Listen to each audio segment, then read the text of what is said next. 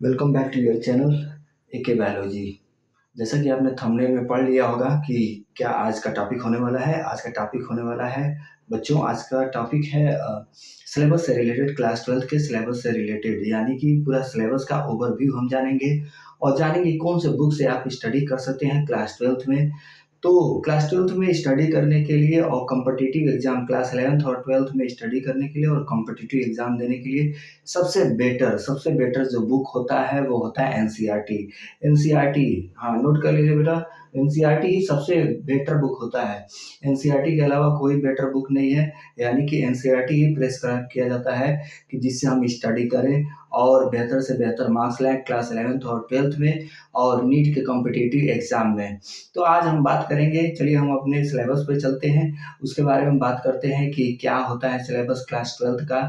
जैसा कि आपने थंबनेल में पढ़ लिया होगा कि ये सिलेबस क्या है और कितने थ्योरी कितने मार्क्स के आते हैं और प्रैक्टिकल कितने मार्क्स के आते हैं, उसके बारे में हम जानेंगे बेटा। और सबसे ज़्यादा जानेंगे पूरा उनका डिटेल, चैप्टर्स के डिटेल, पूरा सिलेबस डिटेल। दिन कम होते हैं, चैप्टर्स थोड़ा सा अधिक है, लेकिन आपको थोड़ा सा मेहनत करना है और बने रहिए वीडियो में। तो एक वीडियो की स्किप मत कीजिए, वीडियो को लगातार देखते रहिए ताकि एक पॉइंट न छूटे आपसे। हर एक सिलेबस के हर एक पॉइंट आप देख सके इस वीडियो में। तो वीडियो को शुरू करने से पहले हम कहना चाहेंगे कि चैनल को सब्सक्राइब कीजिए। यदि वीडियो आपको अच्छा लग रहा है तो चैनल को ज़रूर सब्सक्राइब कीजिए और नीचे कमेंट में बताइए कि ये वीडियो कैसा लगा आपको। तो चलिए हम सिलेबस के बारे में स्टडी करते हैं कि क्या है सिलेबस। तो सिलेबस होता है थ्योरी, यानी कि जो आपका एग्जाम होता है मैक्सिमम मार्क्स का, जो आप रिटेन एग्जाम देंगे थ्योरी में, वो मैक्सिमम मार्क्स का 70 मार्क्स ओवरऑल, यानी कि 70 मार्क्स के एग्जाम आपके होंगे। 70 मार्क्स से अधिक के एग्जाम आपके नहीं होते हैं। और 30 मार्क्स का जो इंटरनल असेसमेंट होता है, जिसको हम कहते हैं प्रैक्टिकल, आप फाइल बनाएंगे, प्रैक्टिकल देंगे, वाइवा होगा, उसमें 30 मार्क्स ऐड किए जाएंगे, तो वो 30 मार्क्स का होता है। और 70 मार्क्स का आपका होता है थ्योरी, यानी कि एग्जाम जो आप देंगे आपके हाथ में जो है वो 70 मार्क्स है और जो एग्जामिनर होता है वो 30 मार्क्स देगा आपको, यानी कि इंटरनल असेसमेंट में, प्रैक्टिकल में। जी हाँ, प्रैक्टिकल में 30 मार्क्स के आपको देने होंगे और आपका जो थ्योरी है वो आपका 70 मार्क्स और प्रैक्टिकल आपका 30 मार्क्स के आपको देने होंगे। तो यहाँ पर ओवरव्यू हम देते हैं कि क्या है आपका सिलेबस। तो 6 यूनिट, यानी कि 5th यूनिट तो आपके क्लास 11th में पढ़ी जाती है और यहाँ पे 6 यूनिट स्टार्ट हो जाती है। तो सबसे आसान चैप्टर जो होता है वो होता है रिप्रोडक्शन। जी हाँ, रिप्रोडक्शन सबसे आसान होता है बच्चों। रिप्रोडक्शन जो है वो काफ़ी अधिक नंबर, यानी कि 60 मार्क्स का आएगा आपके एग्जाम में, थ्योरी वाले एग्जाम में 60 मार्क्स। अगर इसको आसानी से समझ गए तो 60 मार्क्स आसानी से गेन कर सकते हैं। नेक्स्ट आता है नेक्स्ट यूनिट, 7th यूनिट है जेनेटिक्स एंड इवोल्यूशन, काफी इंपॉर्टेंट चैप्टर और थोड़ा सा मेहनत करके पढ़ना होगा इस चैप्टर में। जेनेटिक्स एंड इवोल्यूशन ये सबसे अधिक मार्क्स का, ओवरऑल अगर यदि हम सिलेबस की बात करें तो सबसे अधिक, सबसे मैक्सिमम मार्क्स का होता है 20 मार्क्स का। कौन सा? 7th unit genetics and evolution. Genetics में आप पढ़ेंगे मेंडल्स के बारे में, उनके प्रयोग के बारे में, उनके एक्सपेरिमेंट के बारे में और इवोल्यूशन के बारे में। तो ये जी हाँ, सबसे अधिक मार्क्स का 20 मार्क्स का होने वाला है। नेक्स्ट यूनिट आता है 8th यूनिट, यानी कि biology and human welfare. 8 unit में आप क्या स्टडी करेंगे बेटा? बायोलॉजी और ह्यूमन वेलफेयर के बारे में। ये आएगा 12 मार्क्स का, थोड़ा सा कम मार्क्स होगा 16 से और 20 से, यानी कि 12 मार्क्स का होगा।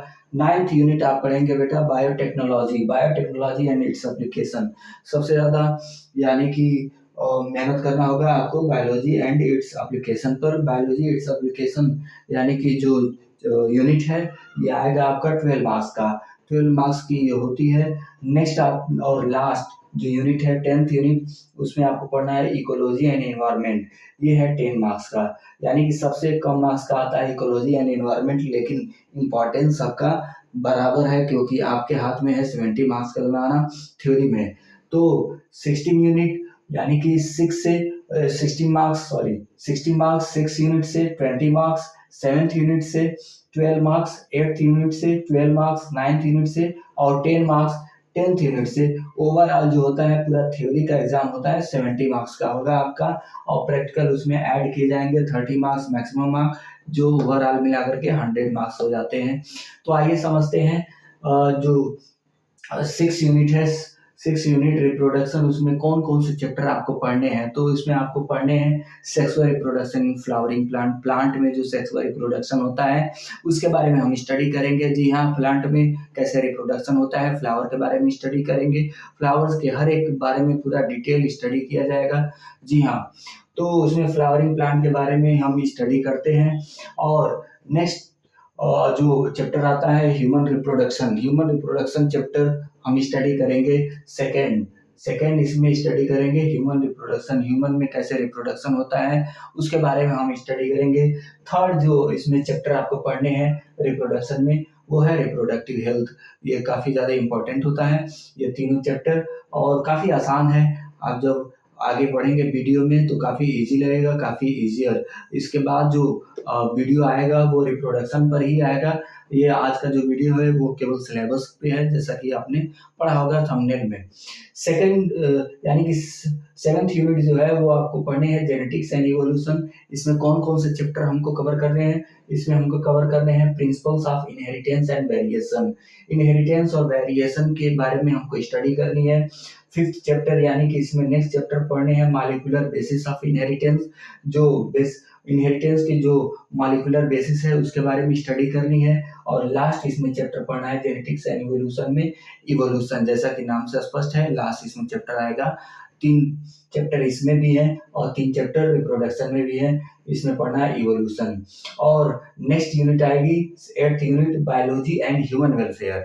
बायोलॉजी एंड ह्यूमन वेलफेयर में आपको पढ़ने हैं ह्यूमन हेल्थ, यानी कि ह्यूमन हेल्थ, खुद के हेल्थ के बारे में पढ़ने हैं और उसके डिजीज के बारे में पढ़ने हैं, यानी कि ह्यूमन हेल्थ एंड डिजीजेस के बारे में स्टडी करनी है। नेक्स्ट उसमें चैप्टर आएगा microbes in human welfare. Human welfare में माइक्रोब्स का क्या योगदान होता है उसके बारे में स्टडी करनी है। जी हाँ बच्चों, इसमें 2 केवल चैप्टर होते हैं, यानी कि 8th यूनिट में केवल 2 चैप्टर आपको स्टडी करने होते हैं। उसके बाद आता है 9th यूनिट। 9th यूनिट में आपका biotechnology and its application, biotechnology and its application जो कि 12 मार्क्स का आता है। इसमें 2 चैप्टर है बेटा, biotechnology principle and processes. Biotechnology का प्रिंसिपल और प्रोसेस के बारे में स्टडी करनी है। उसके बाद बायोटेक्नोलॉजी एंड इट्स एप्लीकेशन, और बायोटेक्नोलॉजी और इसका एप्लीकेशन के बारे में स्टडी करनी है।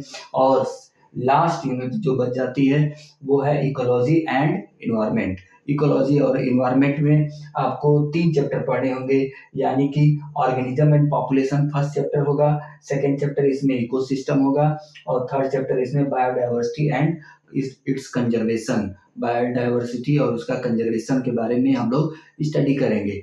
यानी कि ओवरऑल कुल मिलाएं तो लगभग 5 यूनिट, 1 2 3 4 5 यूनिट में कम से कम 3 चैप्टर हैं और 2 यूनिट में 2-2 चैप्टर हैं। यानी कि आपको पढ़ने होंगे कितने चैप्टर?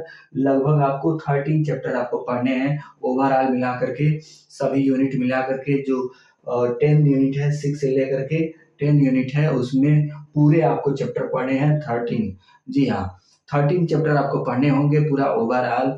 यदि आपको वीडियो अच्छा लगा तो ज़रूर से सब्सक्राइब कीजिए इस चैनल को, और बेल आइकन को दबाइए ताकि जो भी हम वीडियो अपलोड करें आपके पास सबसे पहले नोटिफिकेशन जाए और आप उसको इस वीडियो को देखें। नेक्स्ट वीडियो हम लेकर के आएंगे रिप्रोडक्शन और sexual reproduction in flowering plant, और कमेंट में बताइए वीडियो आपको कैसा लगा। वीडियो में बस इतना ही। Thank you.